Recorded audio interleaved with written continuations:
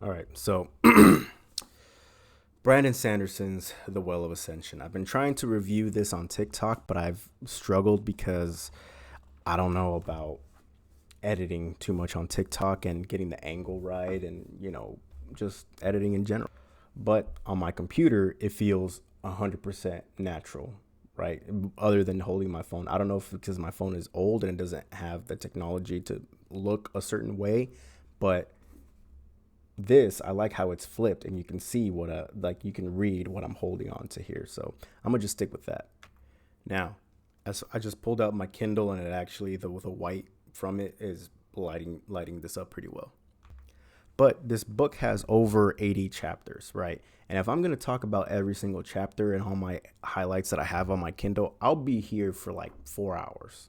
And I finished this book like 3 weeks ago. But yes, after finishing this book and going back to do these reviews on TikTok or YouTube, I am unfortunately the hero of ages. Knowing hang on, before I continue, full spoilers, or you know what? I'm gonna do a spoiler free review, right? Just real quick, real simple, standard book review. Hey, I love this book. This book was awesome. The thing about this book is that I was still getting into the hobby of reading. So I bought this basically 2 years ago. These are one of the, like, I bought the trilogy and I just finished it this year. So my thoughts is, oh, the ending was very existential. It was out of this world. It was crazy. It was unexpected. And the twist of prophecy, like, you know, how usually some books, especially Percy Jackson, where they'll give you a prophecy and it ends up being something you did not expect, or maybe like it twists it and like, oh, this is what it actually means and it should have been obvious in hindsight. But yes, the prophecy and how it came to be in the Hero of Ages was truly unexpected. I did not see it coming. And then after rereading these intros, it's just even more like, whoa. It was a lot. And I feel like I had to digest the ending for this book. So, with that being said, the pros and cons for this book. The magic system. For all three of the books, the magic system is great. The politics, it's a pro. I like it, but it could have been stronger. This is still spoiler free. Oh, sorry. This is still spoiler free. So, what I will say is a big pro in this book is the manipulation. All right, that's all I'm gonna give you. Cons, I'll say maybe it's just me trying to understand magic systems more, but some of the action and using the magic and using, certain weapons and certain abilities, it kind of confuses me because I don't have a visual reference for it. Like a lot of Stephen King books I've been reading, I have references to like what's going on as far as action goes, so it's really like I can follow it and it's really like good. Not to say that this isn't good. This is amazing.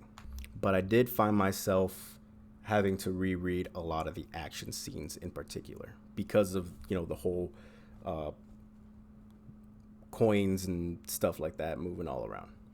Allomancy and the other uses of metals and the other mancy type of powers, really good, really good. Another con, well, it has to do with one of the characters, but at that point, might as well get into spoiler territory. So, spoiler warning. Anybody watching, I'm going to talk about spoilers in this book. All right? And if you don't believe me, be warned, because I'm going to spoil something really, really big right now.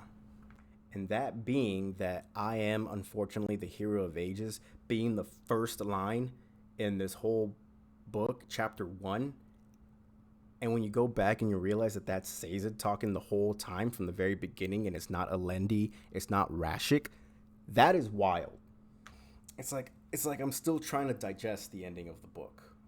It's good. As far as my review, I give it I give it an 90, a solid 90 out of 100. I know it's a 5 point system usually when it comes to book, but I'm going up based off of Rotten Tomatoes. This is certified fresh, but maybe it's recency bias because the more I think about it, and I read this book like 2 weeks ago. A lot of the stuff that happens in the book, it's more of like it's good because if you had to read the whole thing as a whole. So for that, I'm actually gonna dock it down to an 88. See, this is the thing when it comes to rating books and having a system, a 5-star system, a 10 point system. Out of 100, I'm still struggling to put this somewhere.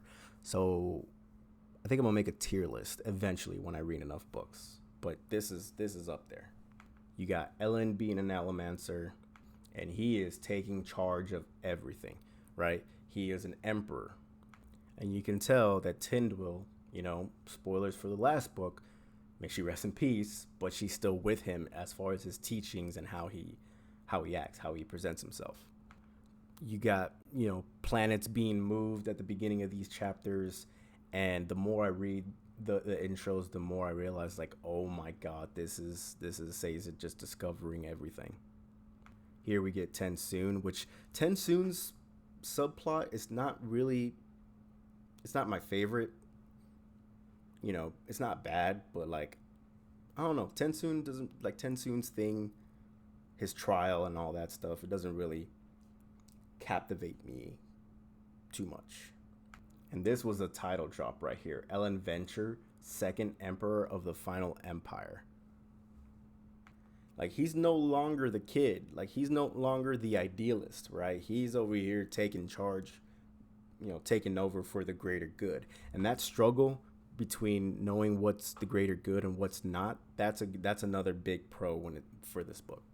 He's an Allomancer, and he's been stronger, even far stronger than Kelsier, which is confusing because later on, if I get to it, but he says that it says that Kelsier wasn't even an Allomancer to begin with. Like, he went to the pits of Hat Sin, and you would think that that's where he got his powers, but no, he actually found the bead, or it's assumed that he found the bead and became an Allomancer while he was in the pits because he found one of those beads.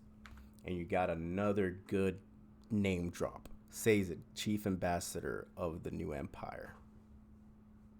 Sazed's over here doing moves as well, but the whole thing with Sazed and him being so upset. Let me actually change to my face cam because I don't know if that's a copyright thing if I just leave it on like the book. But the whole thing with Sazed, that's a big pro and a con at the same time. He was mopey the whole book, and towards the end he actually did something out of this world, literally. Like, he became the hero of ages. Spoilers, like I said. But his whole being upset over Tindwyl, I understand. I probably would be in his shoes, but it's just, I felt like he should have done more before he actually became the hero. Like, he did a lot, don't get me wrong, but I feel like he could have done just a little, just add a little salt to his story. I mean, he was salty the whole way, but I don't know. I feel like he needed je ne sais quoi.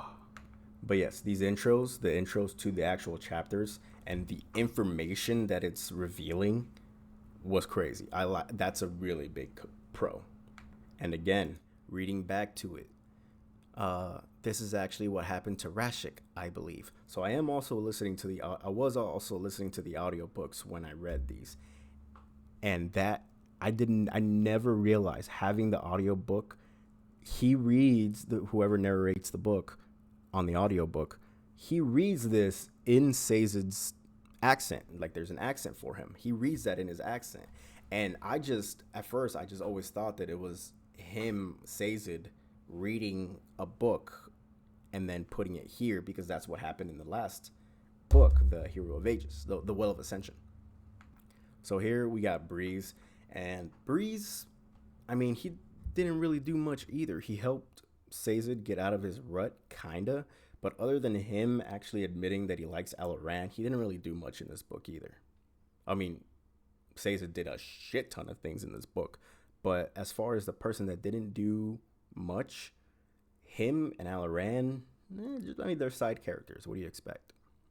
And right here is another highlight of how much of a rut Sazed was in, right? He's thinking this. He's not saying this, but he's like, yes, you saw destruction and death, my friend, talking about Breeze. but the woman you love is still alive. I could have come back too if I hadn't lost her. And that just hit, right? That just hits right there. And here we get another big reveal that Rashik got so powerful, he moved the planet and he moved it too close to the sun, which is what would have caused everybody to die. But then Rashik made the ash mounds, which are spewing all this ash to essentially try to cool down the earth, essentially saving humanity, but changing them at the same time. Wild.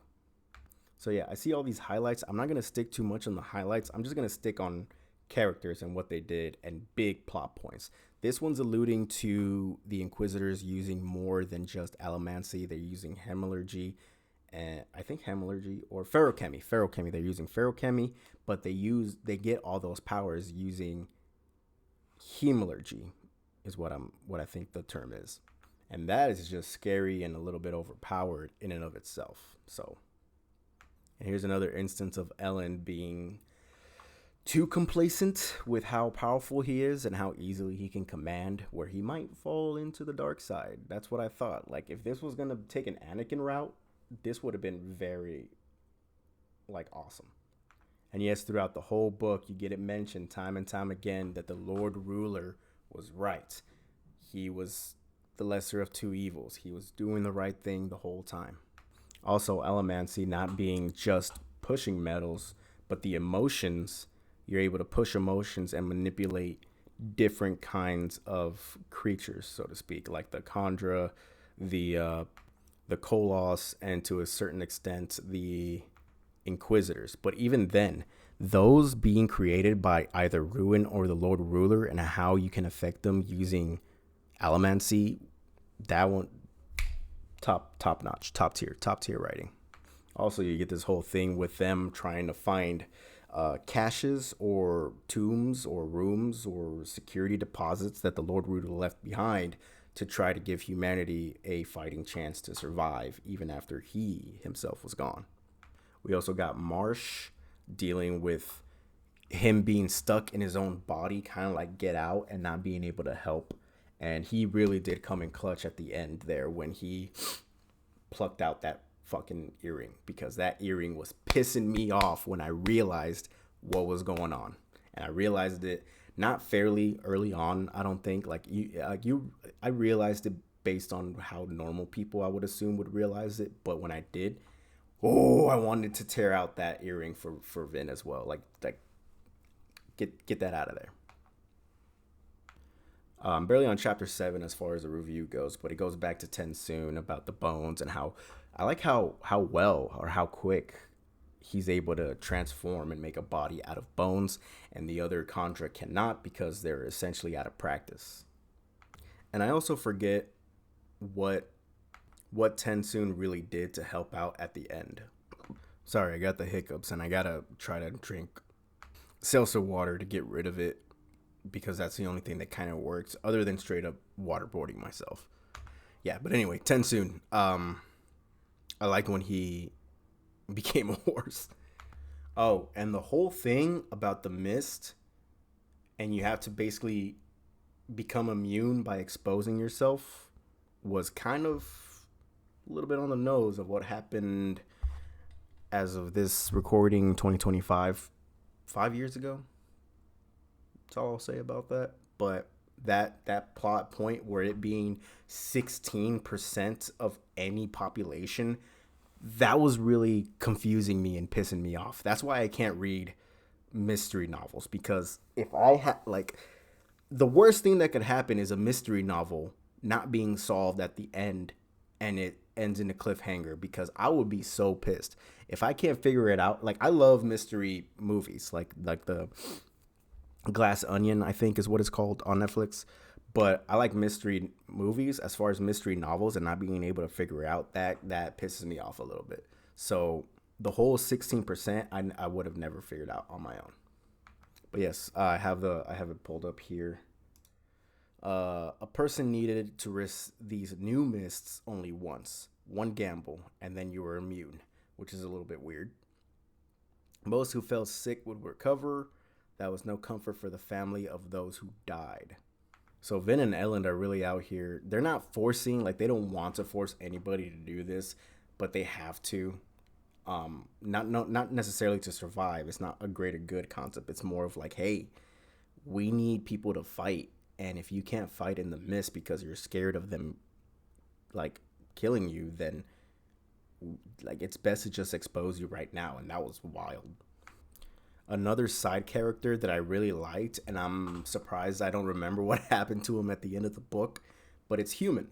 And that's another thing. I love being able to look at fan art and concept art and just art in general of the books without me getting spoiled. But here you get Kolos, and the reveal of Kolos, them, well, not just human, a human being one of the Kolos, and him being kind of one of my favorite characters, which is why, like, I guess you don't name things if you don't want to get attached to them, because I kind of did get attached to Human. But the whole thing of Kolos, like, I figured that they were humans to begin with, but how they become humans, essentially using hemalurgy and the blue skin, the reason why it stretches out on bigger Kolos, but it's super loose on smaller Kolos, like you can see here, is because human bodies grow inside them and they keep growing. That was, I saw it coming the way you see a car coming towards you. Like, you see it coming. I don't know how to describe it. It's like I saw it coming, but I didn't call it out before I actually read it, if that makes sense. It's funny because I have a note here that says something about Demue, where he shows up for the first time in this book, and I have a note here that just says, I thought this dude died. So here in chapter 9, it talks about how the mist is power, and I'm guessing that mist became water in the Well of Ascension, which was trapping Ruin. So the mist became liquid, and that liquid sometimes will become solid, and if you ingest that bead, you become an Allomancer. So, in hindsight, the mist could be considered the body of preservation, and the dark shadow was the body of ruin. Not sure if they really exactly explicitly say that, but if that's the case, then that is another mind-blowing thing about this book that I like. But yes, we're back with TenSoon, and we get Milan, darling. Milan. This little, I thought it was going to be more of a romance plot with TenSoon, but she's just this little, like, she's just a footnote. And speaking of TenSoon, I can finally see some of his fan art, which I like, but he's more of a mutt. Like, I saw him more of like a Rottweiler, to be honest. Because this one's, like, he's like a furry type of dog. Expected him to have short hair. Also, this one looks too close to Full Metal Alchemist. Full Metal Alchemist. We also get the revelation, or more of like a clarification, that Rashik actually changed the landscape, and the well is not in the north, it's where Luthadel was the whole time. So, yeah. Oh, one thing I really want to bring up is Reen. Reen's voice inside of Vin's head, and God's voice inside of Zane's head, and eventually Kelsier's voice inside of Spook's head was all ruined from the very beginning. This little puppet master, this is how you do it, right? Because the way it was done in this book is how Star Wars, which they shouldn't have gone with this plot point to begin with, but since they did go with this plot point, that's how they should have done it. The way they did it in this book, that it was him always from the very, very beginning, always. Not just somehow he has returned. No, he's always been pulling the strings. Always, always, always in people's head, always controlling everything. This book has gone back to an 80, to a 90, to a 90. It has gone back to a 90, top tier book, top tier writing. But yes, from the very beginning, I've always said that Reen can eat a bag of dicks. But since when I found out that Rin was actually ruined from the very beginning, I was like, oh, that's smart. That's pretty good. That's, like, as far as villainy, I kind of liked it. I respect. I'm going through my notes again, and I'm seeing Marsh. Marsh, I forgot that he had a love triangle with kinda like a yearning for Kelsier's wife, and that she died, and that's why he's doing what he's doing, and that's why Kelsier did what he did. But him, it's just more of him being stuck in his body and being controlled by Ruin. And I found it interesting that Allomancy can tug on emotions, manipulate people, control Kandra, control Kolos, and all that stuff. But Ruin can't read people's minds. I feel like if he can talk in your mind, he could at least hear it, if that makes sense. But at the same time, he could only hear your mind or talk to you in your mind if he's connected to you by like some kind of metal, a piece of metal. As far as him always being around and listening to you speak, that actually makes a little bit of sense. But him only being able to talk to you if you have a piece of metal, I just answered my own question. That's good. And the whole way deities and gods work in this book, where it being the mind and the body, I kind of see what you did there. It's kind of cheeky, but like I'm like I see what you did there, and I do kind of dig it. Also, Spook. I can't believe I've gotten this far without talking about Spook. Spook was moving different in this book. He was moving like this. He was moving like Assassin's Creed, like Altair. Like, he became my favorite character, like my favorite as far as side characters. But he's not really a side character. He's part of the main character now. But the way he was moving, the way he was burning tin, eating it by the handfuls and just burning it nonstop, and him being basically activating Daredevil sense, or more like Daredevil vision. Like, this is how he was clocking people left and right. And of course, he would have a thing for the citizen sister, the person who he's trying to take the city from. Of course, he would like the sister. I think they did end up kind of staying together at the end of the book, but when she betrayed him, when they revealed that she was the Allomancer, I would have punched something. Not someone, something. I would have been pissed. But yes, he was able to feel vibrations and hear people's heartbeats and have full-on conversations with people in front of people, and not the people not realizing he's talking. Like here, he was a tin savant, right? He just became so good with it that he was basically no longer human. He can see at night. He can see through the mists. He got to the point where he was barely at arm's length from the citizen, right? And he's having a conversation, basically whispering, essentially mouthing to her or them to each other, and he was able to pick that up like easily. And Spook moving different. He's a man now. He's the man, right? He badass. And then here, this is one that I was looking for. This is one that I for sure wanted to bring up. When he's fighting after he was talking to the sister and he got discovered, he decides to fight, right? There's a dude that gets slammed on top of him, and then this other dude with a sword shanks through the guy's body, through his heart, right? And it gets into Spook's chest. That I did not, when I figured it out, I figured it out kind of like from this point to the end, like I would say halfway from here. But that's just another example of top tier writing. That was when Ruin got into Spook's head and started talking to him like Kelsier. And already right out of the gate, I did not trust this Kelsier. Although I did at certain points believe that it might have been the actual Kelsier, like his ghost, because I wanted to believe in mist spirits. But no, it was all Ruin from the very beginning. And I didn't trust it at first. I didn't trust it.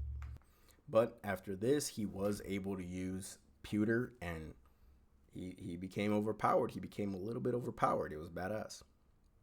So yeah, chapter 17, that is when Demue actually brings up that, hey, he probably wasn't an Allomancer before he came to the Pits of Hatsin. And why would he only snap at the Pits of Hatsin? Like, yes, they're terrible, but there's a chance that he became an Allomancer because he found a nugget of power.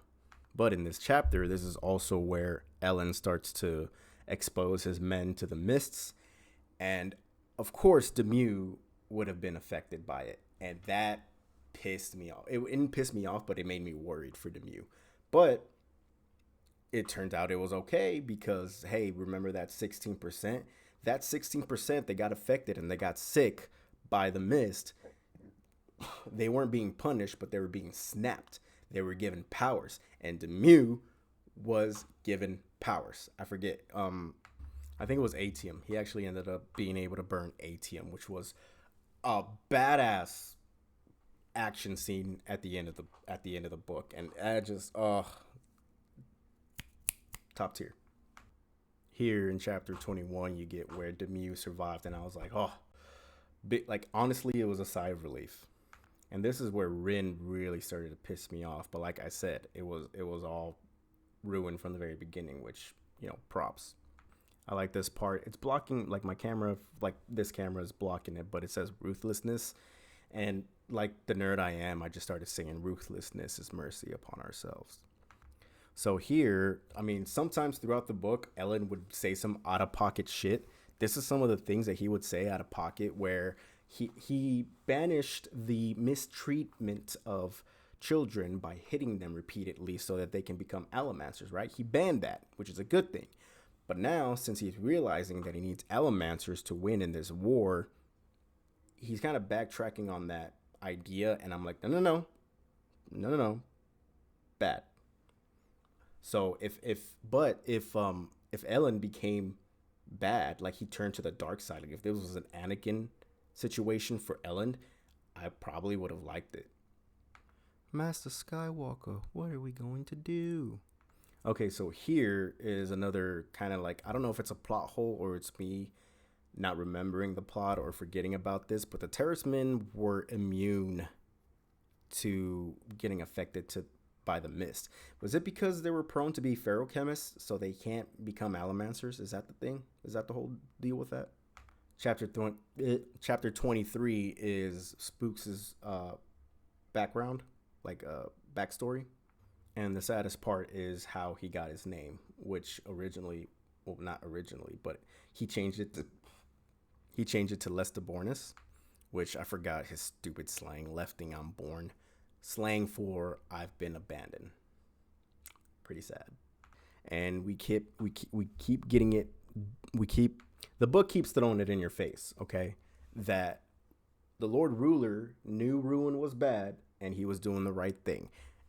And it feels like it's throwing it in my face in particular, because when I read the first book, I was like, yeah, fuck this guy. He deserves it.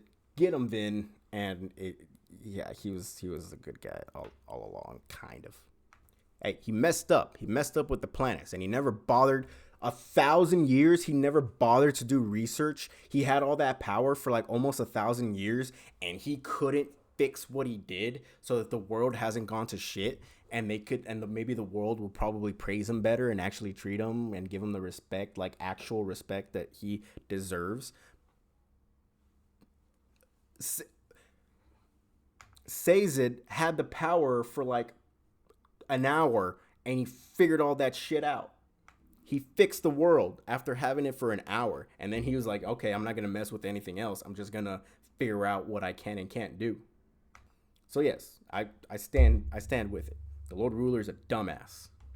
Oh yeah, and the Kandra having the contract and it being a contract with Ruin, and then the whole thing of the Kandra not actually wanting, or some of the Kandra not wanting to come forth with the contract when it came to, hey, you need to do what it says here you need to do, which is so you can help out, people defeat Ruin. That whole thing was crazy. It was a dilemma. If I was a Kandra, that would, I wouldn't even know. Here you get Vin Venture, which I don't know if it was mentioned before, but that was a little tender moment. And you also get more examples on how Rashik was super not the best, I would say, because he found it alarming that armed with gunpowder weapons, common men would be nearly as effective as archers with years of training. So he didn't want anybody toppling his power, not because he was on a power trip, but kind of maybe because he was on a power trip, but also because he was the one that was keeping Ruin at bay, so to speak. So he didn't want anything to be able to take over his position easily, when being honest probably would have been the best route. If he told people, hey, if I die, this huge other super bad thing is going to take over, and it wants to destroy everything like now. I feel like that would have been fine. Honesty is the best policy. Oh, I forgot about Quellion. Quellion is also a guy that got he got manipulated by Ruin, because I think he also has something like a piece of metal stuck inside him that Ruin is controlling.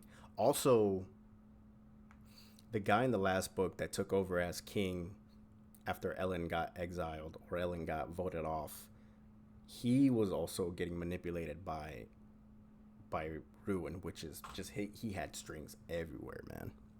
Also, Set. I forgot to mention Set, but he switched really quick, and I'm not sure I 100% like that Set is basically the replacement for Clubs, Spook's uncle, because that's what they mentioned somewhere in this book. But I don't know, it kind of seemed little he switched sides a little too quick, and I didn't trust him the whole book, but it turns out he was a decent guy. Oh, when they infiltrated the city that they're trying to take over, Vin and Ellen, they're trying to take over the city. I forget what the city is called, but it's the one that Quellion is in. And they actually go to his ball. I like that. I like a little spy espionage. Not espionage, but almost like power plays where like, hey, we're here and you can't do anything about it. Oh, yeah, Vin gets captured, and that was another oh shit moment.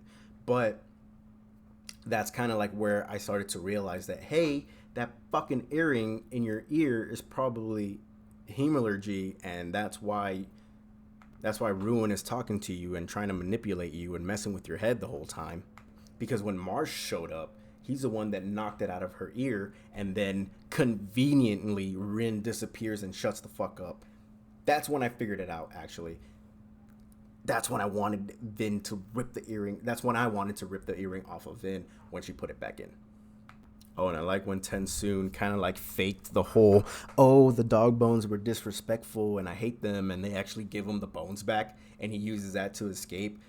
That's the main thing. That's pretty much the part that I liked with TenSoon, what he did, because that was actually pretty clever. I like cleverness when it comes to books. We're half an hour in, and I'm barely on part 3 of the book. Basically a third of the book, or 3/5 of the way in. And coming back to honesty is the best policy when it comes to this book, if Spook had said something about him hearing voices, that would have been great, right? Like maybe they could have figured it out that, hey, you're being manipulated, so don't do the shit that you're doing. But everything worked out at the end, so I don't know, weighing your options, going back in time, what would you change? I don't think I would change anything, really. Oh yeah, I forgot that in the camp, those who got from the Church of the Survivor, those who got sick were shunned because they're like, oh, you're not faithful enough. Kelsier doesn't like you because you got sick. Haha, you loser. But it turns out they were like the chosen ones. So outside of the city where Vin is trapped, they have an army of Koloss. So Rin, when they found out that Rin was able to basically just take those Koloss away from them and use that to attack, that was a big oh shit moment. But before that, Vin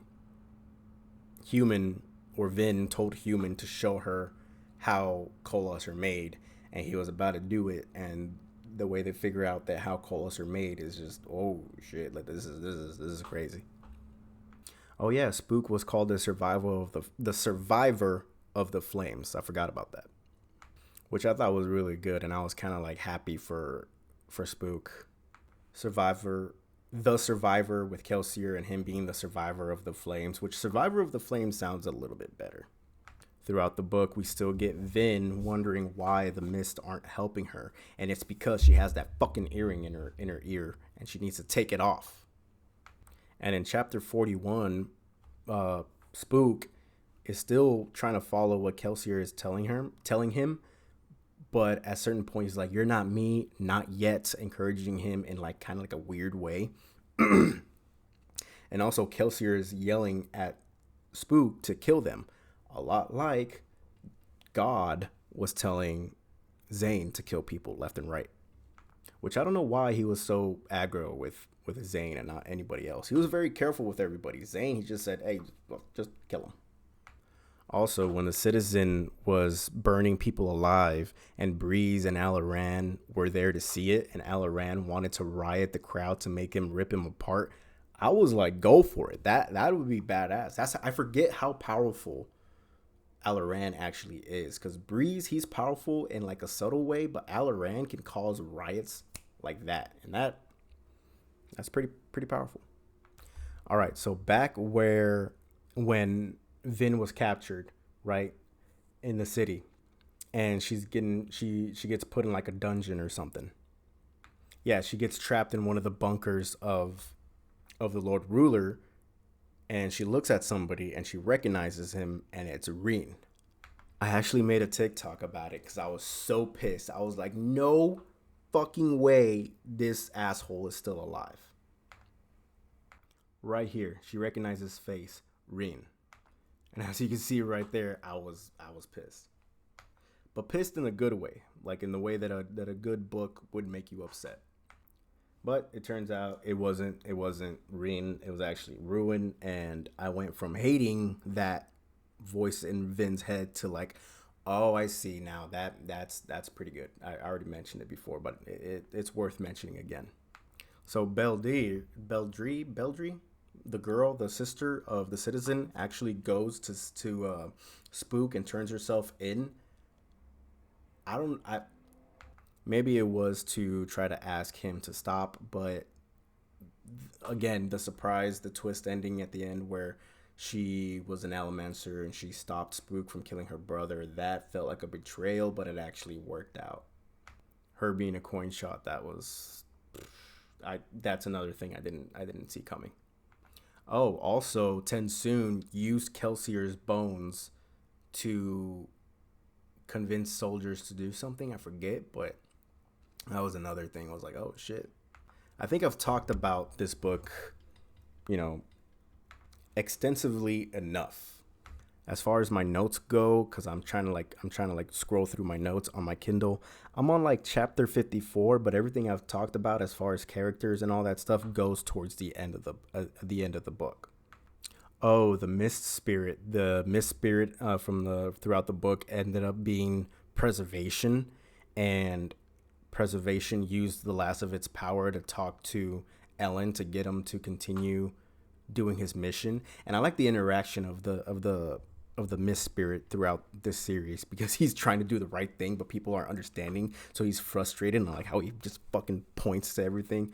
But that was, him being just a humble short dude when he passed away and his body was in the snow, but Ellen never saw it. That was like, oh man, that was like deep. So that's pretty much it. We're close to the end. So we get that Ruin has been behind everything. End of part 4. We're in part 5. So when Vin says that she's not the survivor's heir, she's the Lord Ruler's heir, that changed perspectives for me. Also, the thing about the prophecy and Sazed being the holy first witness, there's just a lot to talk about. So eventually, Vin gets out of her cell. She breaks out and she's fighting with Marsh, right? I think Marsh actually knocks off the earring during their big fight, and that's when she's finally able to use the mist to their full potential, because she's always thinking that, hey, she has to be at the verge of death for her to tap into the mist, and it's like, no. Every time you've been in the verge of death, you've been beaten up so bad that the earring falls out of your ear. But anyway, that ending fight with Vin and with Vin and Marsh and those other Inquisitors, that was just crazy. And when she actually gets the power and she ascends and she becomes this super powerful thing, she becomes a god, right? She becomes the new preservation. And this thing just went existential, right? It just went out there. So the climax of the book, Ellen sees goes back to the pits of Hat Sin after finding Tensoon and Sazed, and there's just a whole bunch of beads of Atium, and Atium actually ends up being the body of Ruin. And when they use those beads in the battle, it's just top tier battle, top tier. Like, it was a badass battle. But now Vin is a god, and she's able to interact with Ruin. Vin being the new preservation, Ruin being Ruin. And the thing is, Ruin made the mistake of thinking that Vin is preservation because preservation would want to preserve itself. And during the battle, I did not want to believe it. I couldn't believe it as I was reading it. I couldn't believe it as I was reading it. And even afterwards, when I was digesting the ending of the book, I still didn't want to believe it. But Ellen dies. Ellen, he gets stabbed and he gets his head, like, to emphasize that, hey, this dude's dead. Marsh cuts his head off. And that was the ruination of Ruin, right, so to speak. Because after that, pretty much Vin said that she has no reason to live. The one thing that was her reason to stay alive. So she goes full force and takes out Ruin. Now Ruin, the power, and Vin's preservation power is just there. It's just there. And who picks it up? None other than Sazed. And this is a really good fan art of Sazed. I like this. So he has the power, right? He has the power of Ruin. He has the power of preservation, and he becomes this new thing. And he understands the power that he has, and he, with his feruchemy, he's able to dive into the knowledge of all of humanity and know all these sciences and all this other stuff, and he's able to fix it. He fixes it, and that's the end. That's as far as I can review. Top tier book. After reviewing it, this is a 92 in my book. Yeah, whatever. Yeah, I'm still combing through my highlights, and it's the last 3 chapters where all of this happens. The battle, Vin, Ellen, and even in the epilogue with Spook and everybody coming out of their bunkers to realizing the whole new Earth, and that the Earth is now green, how it's supposed to be. And then there's flowers, and there's Ellen, and there's Vin, and they're next to each other, and it's just awesome book. So yeah, that's it. 42 minutes in. I didn't think it was going to be this long, but it is a long book. Surprisingly, there's like 82 chapters plus an epilogue. I really enjoyed it, and I really enjoyed making this video. And if you enjoyed, leave a like and all that stuff. But that's it for my review of Brandon Sanderson's The Hero of Ages. 92 sounds like a good enough score. I'm going to make a tier list eventually of all the books that I've read, but this is up there. This is S tier for sure. Anybody watching, hope you enjoyed. Hope you have a good one, and I'll see you in the next one.